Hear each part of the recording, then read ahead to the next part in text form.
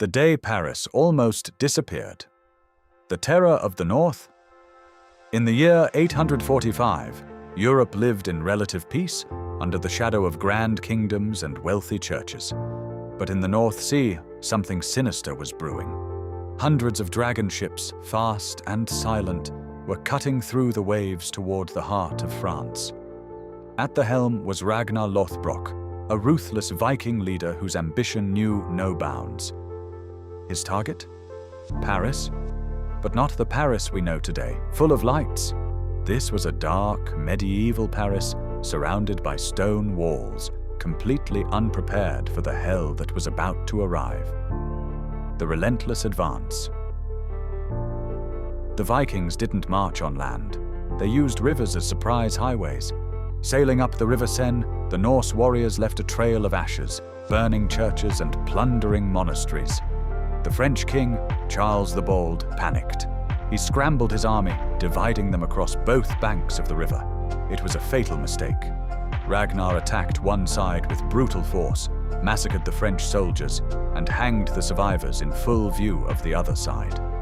The psychological warfare had begun. The Siege of Paris.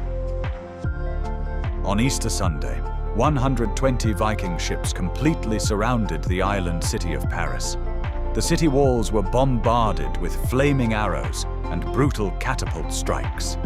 Terrified citizens locked themselves inside churches, praying for a miracle that never came. But the Vikings didn't care about crowns or holy land. They wanted the gold and silver glistening inside the churches.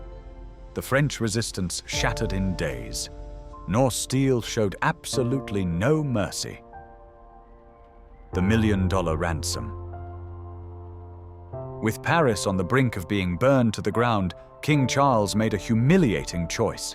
He offered an unimaginable bribe to make the raiders leave, 7,000 pounds of silver and gold.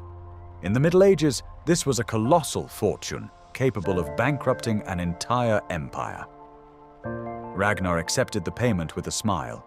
For the first time in history, the Vikings proved they could bring a superpower king to his knees without even destroying his throne. The legacy of fear. Ragnar and his men took the gold and sailed back north, but the damage was already done. Europe realized that no one was safe. This single event ignited the golden age of Norse piracy, proving that medieval walls were no match for Viking strategy and fury. Paris survived, but it was changed forever, scarred by the day the terror came from the sea.